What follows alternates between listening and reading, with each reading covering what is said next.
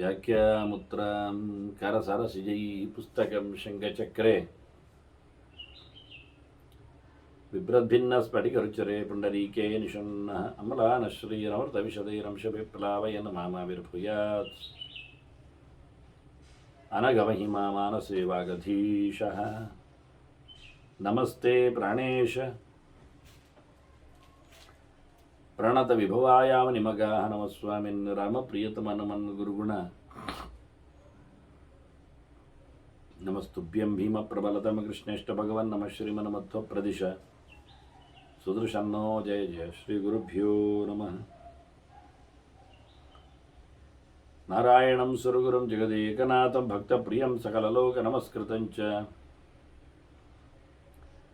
त्रैगुण्यवर्जितमजं विभुमाद्यमीशं वन्दे भवग्रहम् अमरासुरसिद्धवन्द्यं नारायणं नमस्कृत्य नरं चैव नरोत्तमं देवीं सरस्वतीं व्यासं ततो जयमुदीरये। ವೇದವ್ಯಾಸರ ಮಹಾಭಾರತದ ಚಿಂತಕರಿಗೆ ವಂದನೆಗಳು. ಶಾಂತಿ ಪರ್ವದ 439ನೆಯ ಪ್ರವಚನ.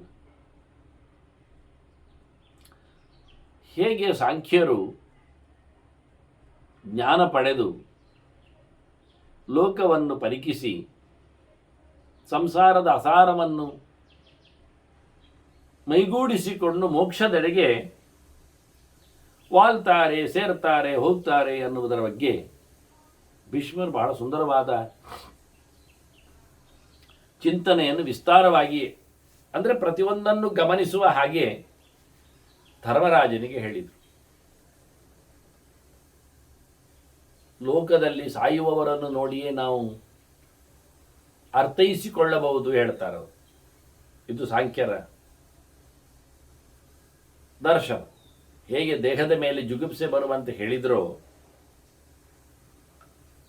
ಇನ್ನು ಸತ್ತವರ ಬಗ್ಗೆ ಗತಾಸೂನಾಂಚ ಕೌಂತೆಯ ದೇಹಾನ್ ದೃಷ್ಟ್ವಾ ತತ್ ಅಶುಭಾನ್.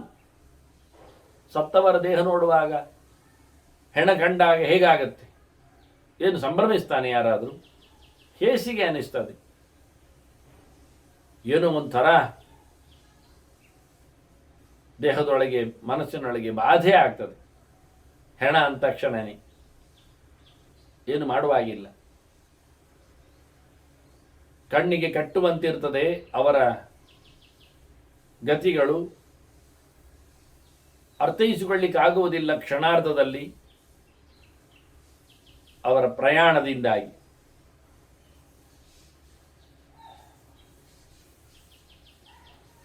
ದೊಡ್ಡ ದೊಡ್ಡ ಮನೆತನದಲ್ಲಿ ಹುಟ್ಟಿಯೂ ಕಷ್ಟಪಡುವ ಕತೆ ನೋಡಿದರೆ ಹೇಳ್ತಾರೆ ಭೀಷ್ಮರು, ವಾಸಂ ಕುಲೇಶು ಜಂತೂನಾಂ ದುಃಖಂ ವಿಜ್ಞಾಯ ಭಾರತ. ಇದನ್ನು ತಿಳ್ಕೊಳ್ತಾರೆ ಸಾಂಖ್ಯರು.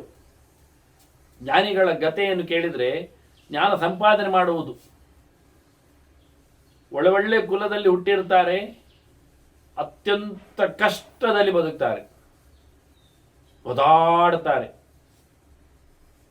ಸಮಷ್ಟಿಯಲ್ಲಿ ಇರ್ತಾರೆ, ಎಲ್ಲರೂ ಸುಖದಲ್ಲಿ ಇದ್ದರೆ ಇವನೊಬ್ಬನಿಗೆ ಮಾತ್ರ ದುಃಖ ಇರ್ತದೆ. ಸೆಲೆಕ್ಟೆಡ್ ಕೆಲವೊಮ್ಮೆ ಹಾಗೆ, ಗೊತ್ತಿಲ್ಲ ಯಾಕೆ ಅಂತ. ಇದನ್ನು ನೋಡುವಂತಾನೆ ಸಾಂಖ್ಯ. ಗಮನಿಸು, ಪ್ರಾಣಿಗಳು ಒಟ್ಟಾಗಿ ಬದುಕ್ತಾವೆ, ಒಟ್ಟಾಗಿ ತಿರುಗ್ತಾವೆ. ಯಾವುದ್ರ ಒಂದರ ಮೇಲೆ ಕ್ರೂರ ಪ್ರಾಣಿ ಆಕ್ರಮಣ ಮಾಡ್ತದೆ, ಅವತ್ತು ಅದೇ ಸಾಯಲಿಕ್ಕೆ. ಯಾರು ರಕ್ಷಣೆ ಬರುವುದಿಲ್ಲ, ಎಂಥದೂ ನಡೆಯುವುದಿಲ್ಲ. ಹೀಗೆ ಅಂತ ಇನ್ನು ನೋಡಿದರೆ, ಅನ್ಯಾಯ ಮಾಡಿದವರ ಪರಿಸ್ಥಿತಿಯ ಬಗ್ಗೆ ಹೇಳಿದರೆ, ಪಂಚಮಹಾ ಪಾಪಿಗಳಿದ್ದಾಗೆ ಬ್ರಹ್ಮಘ್ನಾನಾಂಗದಿ ಜ್ಞಾತ್ವ ಪತಿತಾನಂ ಸುದಾರುಣಂ. ಶಬ್ದ ಹೇಳುವಲ್ಲೇ ಭೀಷ್ಮರು ಭಾರಿ ಜೋರು ಹೇಳುತ್ತಾರೆ. ತಿಳಿದವರ ಜ್ಞಾನಿಗಳ ಮೇಲೆ ಮಾಡಿದ ಆಕ್ರಮಣ. ಹಾಗಾಗಿ ವೇದವನ್ನು ಅರಿತವ, ಜ್ಞಾನವನ್ನು ತಿಳಿದವ, ಅವನ ಮೇಲೆ ಮಾಡಿರತಕ್ಕಂಥ ಆರೋಪ, ಅನ್ಯಾಯ, ತೊಂದರೆ, ಕೀಟಳೆ, ಅದು ಎಷ್ಟರ ಮಟ್ಟಿಗೆ ಅಂದರೆ ಅದು ದೇವರೆಡೆಗೆ ಸಾಗ್ತದೆ. ಹಾಗಾಗಿ ದೇವರಿಗೆ ಮಾಡಿದ ಮೋಸ, ಅನ್ಯಾಯ ಆಗ್ತದೆ. ಇದರಿಂದ ಅವನು ಕೆಳಗೆ ಬೀಳುತ್ತಾನೆ. ನರಕದ ಅನರ್ಥಕ್ಕೆ ಪಾತ್ರನಾಗ್ತಾನೆ, ಮತ್ತೆ ಎದ್ದು ಬರಲಿಕ್ಕೆ ಆಗುವುದಿಲ್ಲ ಅಂತ. ದೊಡ್ಡ ದೋಷ, ತಪ್ಪದು. ಹಾಗೆ ಕುಡಿಯುವವರನ್ನು ನೋಡಿದ್ದೀರಾ? ಅವರ ಕಥೆ ಕೇಳಿದ್ದೀರಾ? ಸಾಂಖ್ಯರು ಗಮನಿಸುವ ರೀತಿ ನೋಡಿದ್ದೀರಾ? ಸುರಾಪಾನೇಚ ಸಕ್ತಾನಾಂ ಬ್ರಾಹ್ಮಣಾನಾಂ ದುರಾತ್ಮನ ಗತಿ ಗೊತ್ತವರಿಗೆ. ಯಾರು ಕುಡಿದದ್ದು? ಓದಿದವನೇ ಕುಡಿದದ್ದು ಅಂತ ಹೇಳ್ತಾರೆ, ತಿಳಿದವನೇ ಹಾಳು ಮಾಡಿದ್ದು. ಕೆಟ್ಟವ, ಕೆಟ್ಟ ಸ್ವಭಾವದವ ಅಂತ ಏನು ಹೇಳುವ ಅರ್ಥ ಆಗುವುದಿಲ್ಲ ಅಂತಾರೆ. ಪ್ರಭಾವದ ಕಥೆಯೋ ಅಥವಾ ದುರಾಸೆಯ ಫಲವೋ, ಲೋಭದ ಲಕ್ಷಣವೋ, ಕರ್ಮತಂತ್ರದ ಪಾಡೋ ಗೊತ್ತಿಲ್ಲ. ಗುರುದಾರ ಪ್ರಸಕ್ತಾನಾಂ ಗತಿ ವಿಜ್ಞಾಯ ಚ ಅಶುಭಾಂ. ಇನ್ನೂ ಒಂದು ತಪ್ಪು ಇರುವುದು, ತನ್ನದಲ್ಲದ ಹೆಂಡಿರ ಮೇಲೆ ಆಸೆ ಪಡುವಂಥದ್ದು. ಏನಿದ್ದರದು ಗುರುದಾರ ಅಂತಲೇ ಅರ್ಥ. ನನಗಿಂತ ಮಿಗಿಲಾಗಿರಬೇಕು ಅಂತಿಲ್ಲ. ಆದರೆ ಮನೆ ಮಂದಿಯಲ್ಲಿ ಕೂಡು ಕುಟುಂಬದಲ್ಲಿ ಹೇಳಿದ ಶಬ್ದ ಇದು ವಾಸ್ತವವಾಗಿ. ಆಗ ಅಲ್ಲೆಲ್ಲರೂ ಅನೇಕ ರೀತಿಯಲ್ಲಿ ಒಡನಾಟದಲ್ಲಿ ಇರ್ತಾರೆ, ವಾಸ್ತವವಾಗಿ ಸಲುಗೆಯಲ್ಲಿ ಸಿಗ್ತಾರೆ. ಹೀಗಾಗಿ ಅದನ್ನು ದುರುಪಯೋಗಪಡಿಸಿಕೊಳ್ಳುವ ರೀತಿ ಇದು. ಇದು ಅಚಾನಕವಾಗಿ ಕೆಲವೊಮ್ಮೆ ಆಗಿ ಹೋಗುವುದುಂಟು. ಆಗ ಬಹಳ ದೊಡ್ಡ ಅನರ್ಥ, ಅನ್ಯಾಯ ಅಲ್ಲಿ ಇರ್ತದೆ ಅಂತಾರೆ. ಹೆಣ್ಣಿಗೆ ಹೇಳುವಂತಿಲ್ಲ, ಮನೆತನ ಮರ್ಯಾದೆ ಏನು ತಪ್ಪಾಗಿರುತ್ತದೆ. ಗಂಡಿಗೆ ಏನು ಬಯಕೆ ನಡೆದೋಗಿರ್ತದೆ, ಮತ್ತದು ಮನೆ ಮುಂದುವರಿದಿರ್ತದೆ. ಹಾಗಾಗಿ ಶಾಶ್ವತವಾಗಿ ಹೆಣ್ಣು ಒಂದೇ ಸರ್ತಿ ಅತ್ಯಾಚಾರಕ್ಕೊಳಗಾದರೂ ಮೌನ ವಹಿಸಿ ಕೂತಾಗ ಮುಂದಿನ ಅವಳ ಬದುಕಾಗಲಿ, ಅವಳನ್ನು ನಂಬಿದವರ ಬದುಕಾಗಲಿ ಅದು ಅನರ್ಥಮಯ.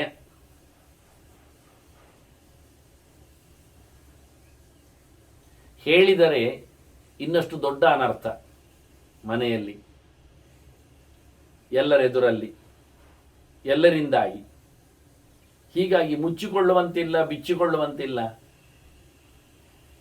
ಈ ದುರಂತವನ್ನು ಗಮನಿಸಿದ್ದಾರೆ ಅವರು. ಹಾಗಾಗಿ ಅವರು ಗುರು ಶಬ್ದಕ್ಕೆ, ಗುರುದಾರ ಶಬ್ದಕ್ಕೆ ಉಳಿದ ಎಡೆಯಲ್ಲಿ ಪುರಾಣಗಳಲ್ಲಿ ಅದರ ವ್ಯಾಖ್ಯೆಯನ್ನು ಕೊಡುವಾಗ ಯಾರೆಲ್ಲ ಹಿರಿಯರು ಅಂದಾಗ ಮನೆ ಮಂದಿಯನ್ನೆಲ್ಲ ಗಮನಿಸ್ತಾರೆ, ಗುರುತಿಸ್ತಾರೆ, ತಿಳಿಸ್ತಾರೆ. ಚಿಕ್ಕಪ್ಪ ಆಗಲಿ ಮತ್ತು ಇನ್ನಿತರರಾಗಲಿ, ಎರಡೂ ಕಡೆ ಸಂಬಂಧಿಗಳಲ್ಲಿರತಕ್ಕ ದೊಡ್ಡವರನ್ನೆಲ್ಲ ಗಮನಿಸ್ತಾರೆ. ಅವರ ಮಡದಿಯರನ್ನೆಲ್ಲ ಎಷ್ಟು ಸಣ್ಣವರಾಗಿದ್ದರೂ ಉದಾತ್ತವಾದ ಸ್ಥಾನದಲ್ಲಿ ತೋರಿಸಿಕೊಡ್ತಾರೋ. ಇಂಥವರಿಗೆ ಆಗಿರತಕ್ಕಂಥ ತೊಂದರೆಗಳು ಸುಮಾರಾಗಿ ನರಕಗಳ ಬಗ್ಗೆ ಬ್ರಹ್ಮವಿವರ್ತದಲ್ಲಿ ಪಟ್ಟಿ ಇದೆ. ಎಷ್ಟು ಬಗೆಯ ಕುಂಭಿಭಾಗಗಳಿವೆ, ಕುಂಭಿಭಾಗಗಳೇ ಅತ್ಯಂತ ದೊಡ್ಡ ಮಟ್ಟಿನ ನರಕವಾಗಿದೆ ಎನ್ನುವ ನೆಲೆಯಲ್ಲಿ. ಹಾಗಾಗಿ ಇಲ್ಲಿ ಆಗತಕ್ಕಂತಹ ತೊಂದರೆಗಳನ್ನು, ಅನ್ಯಾಯಗಳನ್ನು ಗಮನಿಸಿ ಮುಂದಾಗಬಹುದಾದಂತಹ ದುರ್ಗತಿಗಳನ್ನು ಯೋಚನೆ ಮಾಡಿಕೊಂಡು ಸಾಂಖ್ಯರು ಎಚ್ಚರ ಆಗ್ತಾರೆ, ಹತ್ತಿರದಿಂದ ಜಾರ್ತಾರೆ, ದೂರಕ್ಕೆ ಹೋಗ್ತಾರೆ. ಜನನೀಷು ಚ ವರ್ತಂತೆ ಯೇ ನ ಸಮ್ಯಕ್. ಯುಧಿಷ್ಠಿರ ಮನೆಯಲ್ಲಿ ಹೆತ್ತವರಲ್ಲೇ ಸರಿಯಾಗಿರುವುದಿಲ್ಲ. ಮಕ್ಕಳ ಪಾಡು, ತಂದೆ ತಾಯಿಗಳಿಗೆ ಅವರು ಮಾಡಿರತಕ್ಕಂತಹ ದ್ರೋಹಗಳು, ವಿಪರೀತ ಆಚರಣೆಗಳು, ಇವರ ಮುಂದಿನ ಗತಿ ಏನಿರ್ತದೆ? ಇದು ಸಂಸಾರ. ನಾವು ಸಂಸಾರ ಯೋಚನೆ ಮಾಡಬೇಕಾದ್ದು. ಎಷ್ಟೆಲ್ಲ ಅನ್ಯಾಯಗಳು ನಡೀತಾ ಹೋಗ್ತವೆ, ಯಾರಿಂದ ಏನೇನು ಅಂತ ಹೇಳಿ. ಅಷ್ಟು ಮಾತ್ರ ಅಲ್ಲದೆ ಸದೇವಕೇಶು ಅಂತಾರೆ, ಲೋಕೇಶು ಏನ ಸಮ್ಯಕ್ ಏನ ವರ್ತಂತಿ ಮಾನವ. ದೇವರ ವಿಷಯದಲ್ಲಿ, ತಂದೆ ತಾಯಿಗಳ ವಿಷಯದಲ್ಲಿ ಬಿಡಿ, ದೇವರ ವಿಷಯದಲ್ಲಿ ಎಷ್ಟು ನಡೆಯನ್ನು ಚೆನ್ನಾಗಿ ನಡೆಸ್ತಾರೆ, ಎಷ್ಟು ಮೋಸ ಮಾಡುವುದಿಲ್ಲ ದೇವರಿಗೆ, ವ್ರತ ನಿಯಮಗಳನ್ನು ಹೇಗೆ ನಡೆಸಿಕೊಡ್ತಾರೆ. ಎಲ್ಲಿ ಮಡಿವಂತಿಕೆಯನ್ನು ಕಾಯ್ತಾರೆ? ಹಬ್ಬ ಹಬ್ಬ ಅಂತಾರೆ. ದೇವರೊಂದು ಮಾತಾಡುವುದಿಲ್ಲ ಆಗಲಿಕ್ಕೆ ಹೋಗಿ ಯದ್ವಾ ತದ್ವಾ ಆಚರಣೆ. ನಾನು ಹೇಳಬಾರ್ದು. ಯಾವಾಗ ನಾವು ಮೀತೇವೆ? ಯಾವಾಗ ಪೂಜೆ ನಡೆಸ್ತೇವೆ? ಯಾವ ವಿಷಯದಲ್ಲಿ? ಎಷ್ಟು ಅನುಕೂಲಗಳಿಲ್ಲದ ಪರಿಸ್ಥಿತಿಗಳು. ಹೇಳಲಿಕ್ಕೆ ಸುಲಭ, ಅಪರಾಧ ಸಹಸ್ರಾಣಿ ಕ್ರಿಯಂತೆ ಹರ್ನಿಶಮ್ಮಯ ಅಂತ. ಅದು ಒಂದು ಮಾತುವ? ಪ್ರತಿನಿತ್ಯ 1000 ಗಟ್ಟಲೆ ತಪ್ಪು ಮಾಡಿದ ದೇವರೇ ಅಂತ ಹೇಳುವಂಥದ್ದು. ಯಾಕೆ ತಪ್ಪು ಮಾಡಬೇಕಿತ್ತು? ಗಂಟೆಗಳಿಗೆ ಸರಿ ಇಲ್ಲ, ಶುದ್ಧತೆ ಇಲ್ಲ, ನೀರಿನ ಶೌಚ ಇಲ್ಲ. ಇನ್ನು ಹೇಳಿದ್ರಲ್ಲ ಯಾದೃಶೇ ಶುಚ ಅಂತ ಹೇಳಿಕೊಂಡು. ಯಾವ ನಮೂನೆಯ ಸಂಪರ್ಕದಲ್ಲಿ ಯಾವುದನ್ನು ಬಯಸ್ತಾನೋ ನಡೆಸಿರ್ತಾನೋ ಅದನ್ನೇ ಪಡೆದಿರ್ತಾನೆ ಅಂತ. ಹಿಂದೆಯೂ ಬಂತು, ಮುಂದೆಯೂ ಬರುತ್ತೆ. ಮುಂದಿನ ಅನುಶಾಸನದಲ್ಲಿ ಈ ಮಾತನ್ನು ಹೇಳ್ತಾರೆ ಭೀಷ್ಮರು. ಶಾಂತಿ ಪರ್ವದಲ್ಲಿ ಹೇಳಿಕೊಂಡ್ರು. ಹಾಗಾಗಿ ದೇವತೆಗಳ ವಿಷಯದಲ್ಲಿ ಅತ್ಯಂತ ದರಿದ್ರ ಮನುಷ್ಯ. ಕೊಡುವುದರಲ್ಲಿ ಇರಲಿ, ಪೂಜಿಸುವುದರಲ್ಲಿರಲಿ, ನಡೆಸಿಕೊಳ್ಳುವುದರಲ್ಲಿರಲಿ, ತಿಳಿದುಕೊಳ್ಳುವುದರಲ್ಲಿರಲಿ, ಯಾವುದರಲ್ಲಿಯೂ ಸಮ ಇಲ್ಲವ. ಬಹಳ ವಿಚಿತ್ರ ಆಗಿಬಿಟ್ಟಿದ್ದಾನೆ ಅಂತಾನೆ. ಇದು ಒಂದು ದೃಷ್ಟಿಯಿಂದ ದೇವಾವಮಾನ, ದೇವ ತಿರಸ್ಕಾರ, ಇದರಿಂದ ಆಗತಕ್ಕಂತಹ ನರಕಾದ್ಯ ಅನರ್ಥಗಳು. ಮತ್ತು ವೇದವಾದ ಅನ್ನ ತಥಾ ಚಿತ್ರ ಅನ್ನ. ಇನ್ನು ವೇದ ಇದೆ, ಶಾಸ್ತ್ರ ಇದೆ, ದೇವರ ಬಗ್ಗೆ ಹೇಳಿಕೆ ಕೊಟ್ಟವುಗಳು. ಇದನ್ನೆಲ್ಲ ತಿರುಚುತ್ತಾನೆ, ತಿರುಗಿಸ್ತಾನೆ, ಬೇಕಾದಾಗಿ ಬೇಕಾಬಿಟ್ಟಿಯಾಗಿ ಬಳಸ್ತಾನೆ. ವಿಚಿತ್ರವಾದಂತಹ ವೇದವಾದಗಳು ಅಂತಾರೆ. ಮನುಷ್ಯನನ್ನು ಬಗ್ಗಿಸಲಿಕ್ಕೆ ಅವರು ಮಾತನ್ನೇ ಬಗ್ಗಿಸಿ ಬಿಡುತ್ತಾರೆ. ಬಹಳ ಚೆನ್ನಾಗಿರುತ್ತೆ. ಹೇಗೋ ಏನೇನೋ ಎಲ್ಲೆಲ್ಲಿಯೋ ಎಂತೆಂಥದ್ದು ಸಂಬಂಧ ಇಲ್ಲದಂತೆ ಶಾಸ್ತ್ರದ ಗೆರೆಗಳನ್ನು ಅದಕ್ಕೆ ಅನುಕೂಲ ಸಿಂಧು ಅಂತ ಕರೆಯುವುದವರು. ಇಷ್ಟ ಬಂದೆಡೆಗೆ ತಮ್ಮ ಯೋಚನೆಗೆ ತಕ್ಕಂತೆ ಗೆರೆಗಳನ್ನು ಹೆಣೆಯುವವರು ಇದ್ದದಲ್ಲಿ. ಅದ್ಭುತ ಅಂತ. ವೇದದಲ್ಲಿಯೇ ಎಲ್ಲ ದೇವರು ಒಂದೇ ಹೇಳಿದ ಹೇಳಿಕೆಗಳು ಇವೆ ಅಂತ ಹೇಳಿಕೊಂಡು ಹೇಳುತ್ತಾರೆ. ಆತ್ಮ ತತ್ವಮಸಿ, ಅಹಂ ಬ್ರಹ್ಮಾಸ್ಮಿ, ಇದನ್ನೆಲ್ಲ ಬಹಳ ಚೆನ್ನಾಗಿ ಇಂಟರ್ಪ್ರೆಟ್ ಮಾಡ್ತಾರೆ. ಲೋಕದಲ್ಲಿ ಇದನ್ನೆಲ್ಲ ಗಮನಿಸ್ತಾರೆ. ಹೇಗಪ್ಪ ನಡೆಸಿಕೊಡ್ತಾರೆ ಅಂತ ಹೇಳಿ. ಶುದ್ಧ ತತ್ವವಿಜ್ಞಾನವುಳ್ಳವರಿಗೆ ಇದೆಲ್ಲ ಭಾರಿ ಘಾಸಿಯನ್ನು ಕೊಡ್ತದೆ. ಹೇಳಲಿಕ್ಕೆ ಬರುವುದಿಲ್ಲ, ತಿಳುವಳಿಕೆಗೆ ಯೋಗ್ಯರೂ ಅಲ್ಲ. ಹೇಳಿದಲ್ಲ, ಸಾವಿರ ಜನರಲ್ಲಿ ಒಬ್ಬ ಅಂದಾಗ ನೀವು ಹೇಗೆ ಕೇರಿಯಲ್ಲಿ ಹುಡುಕ್ತೀರಿ ಅವನನ್ನು? ಎಲ್ಲರೂ ಒಂದೇ ನಮೂನೆ ಇದ್ದಾರಲ್ಲ, ಬದಲಿಸುವುದು ಹೇಗೆ? ಯಾರು ಬದಲಾಗ್ತಾರೆ? ಎಲ್ಲಿ ಬದಲಾಗಬೇಕು? ದೇವರ ವಿಷಯದಲ್ಲಿ ಎಲ್ಲ ಪಾಪಗಳು ಅನ್ನದಲ್ಲಿ ನೆಲೆಗೊಳ್ಳುತ್ತವೆ ಹೇಳಿಕೊಂಡು 15 ದಿನದಲ್ಲಿ ಬರತಕ್ಕ ಏಕಾದಶಿಯನ್ನು ಉಪವಾಸ ಮಾಡಬೇಕು ಅಂದರೆ ಯಾರು ಎಲ್ಲಿ ಮಾಡ್ತಾ ಇದ್ದಾರೆ? ದೇವರ ಸನಿಹ ಇದ್ದವರೇ ಯಾರೆಲ್ಲ ಮಾಡುವವರಿದ್ದಾರೆ? ಮಾಡುವ ಕಥೆಯಾಗಿ ಹೇಗಿರ್ತದೆ? ಏನಿಲ್ಲ, ಸುಧಾರಣೆಯೇ ಇಲ್ಲ, ಸರಿಯಾಗುವ ಪಂಚಾತಿಗೆ ಇಲ್ಲ. ದೇವರ ಪುಷ್ಪವೇ ಯಾರದ್ದೋ ಹೇಗೋ ಬಂದಿರತಕ್ಕಂತಹ ಸೊತ್ತುಗಳು, ಅದೆಲ್ಲ ಹಿಂದಿನ ದಿನದ್ದು ಹಳೆದ್ದು. ದೇವರಿಗೆ ಆಗತಕ್ಕಂಥ ದೀಪದ ಎಣ್ಣೆ ಮಾತಾಡುವಂತಿಲ್ಲ, ಕೇಳುವಂತಿಲ್ಲ, ಪ್ರಾಣಿಜನ್ಯ, ಎಲುಬು ಕೊಂಬುಗಳಿಂದೆಲ್ಲ ಆದದ್ದು. ನೈವೇದ್ಯಕ್ಕಿಟ್ಟಂತಹ ತುಪ್ಪ ಅದು ಅತ್ಯಂತ ಹಾಳು, ಅದರಲ್ಲಿ ಮಾಡಿದ ಲಾಡು, ಇನ್ನೇನು ಹೇಳುವುದು ನಾವು, ನಮ್ಮ ಗೋಳು.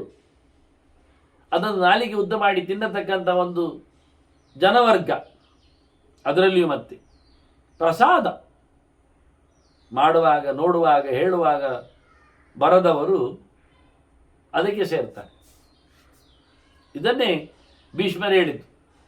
ದೇವರ ಮೇಲಿನ ಸೇಡು ಅನ್ನುವಂತೆ ಮಾಡತಕ್ಕಂಥ ಇವರ ಪಾಡು ಎಷ್ಟು ಒಬ್ಬ ಜ್ಞಾನಿಗೆ ಕಾಡುತ್ತದೆ ಅಂತ. ಯಾವುದರಲ್ಲಿಯೂ ಒಳ್ಳೆಯತನ ಕಾಣುವುದಿಲ್ಲ. ಪಾತ್ರ ಪದಾರ್ಥಗಳಲ್ಲಿರಲಿ,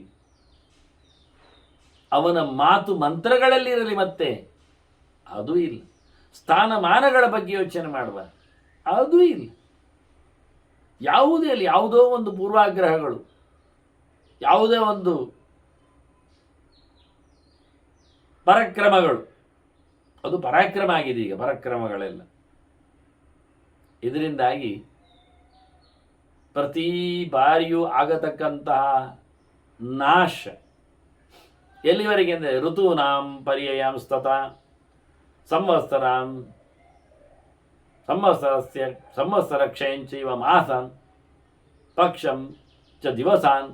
ಒಂದೊಂದೇ ದಿನ ಅರಳುತ್ತದೆ, ದಿನ ಮುಗಿತದೆ, ದಿನ ಉರುಳಿ ವಾರ ಆಗ್ತದೆ, ವಾರ ಕಳೀತದೆ, ವಾರ ತಿರುಗಿ ಪಕ್ಷ ಆಗ್ತದೆ, ಪಕ್ಷ ಕ್ಷಯ ಆಗ್ತದೆ, ಪಕ್ಷ ಹೋಗಿ ಮಾಸ ಆಗ್ತದೆ, ಮಾಸ ಇಲ್ಲ ಆಗ್ತದೆ, ಮಾಸ ಹೋಗಿ ಸಮ ಆಗ್ತದೆ, ಅಂದರೆ ಸಮ ಅಂದರೆ ವರ್ಷ ಆಗ್ತದೆ, ವರ್ಷಗಳು ರಾಶಿ ಆಗ್ತವೆ, ರಾಶಿಯಾಗಿ ಯುಗಕ್ಕೆ ಹೋಗ್ತದೆ, ಯುಗವೂ ಉರುಳುತ್ತದೆ. ಇದನ್ನು ನೋಡಿ ಅಂತಾರೆ.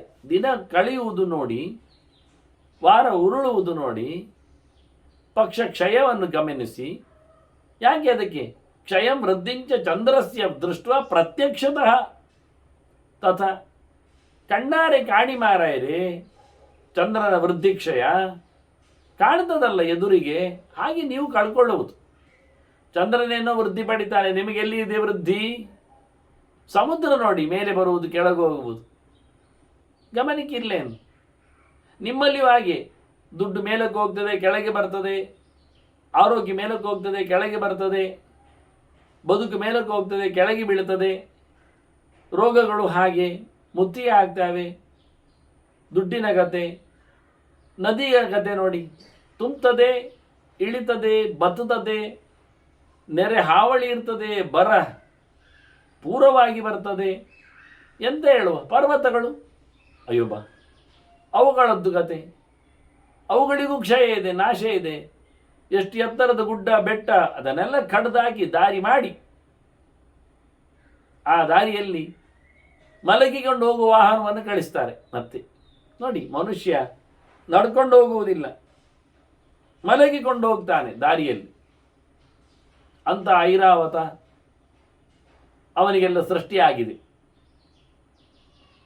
ಅದರೊಳಗೆ ಜೀವಂತ ಸಮಾಧಿ ಆಗ್ತಾನೆ ಅವನು. ಕೆಲವೊಮ್ಮೆ ಬಾಗಿಲು ತೆಗಿಲಿಕ್ಕೆ ಆಗದೆ ಅವನೇ ಹಾಕಿಕೊಂಡ ಬಾಗಿಲು, ಹೊರಗೆ ಬರಲಿಕ್ಕೆ ಆಗದೆ ಅವನೇ ಮಾಡಿಕೊಂಡ ತಂತ್ರವಿಜ್ಞಾನದಿಂದ ಅದರೊಳಗೇನೆ ಬೆಂಕಿ ಡಬ್ಬಿಯವನಾಗಿ ಹೋಗ್ತಾನೆ. ಇದನ್ನೆಲ್ಲ ಗಮನಿಸಿ ಅಂತ ನೀವು ಕ್ಷಯದ ಬಗ್ಗೆ ಹೇಳುವಾಗ. ನಾಶ ನಾಶ ನಾಶ. ವಿಚಿತ್ರವಾದ ದೇಹದ ನಾಶದ ಪರಿಸ್ಥಿತಿಯನ್ನು ಕೇಳಿದಾಗ ಧರ್ಮರಾಜ ಭೀಷ್ಮರಲ್ಲಿ ಕೇಳ್ತಾನೆ, ಭೀಷ್ಮರೇ, ದೇಹದ ದೋಷಗಳೆಂಥದ್ದು ಹೇಳಿ,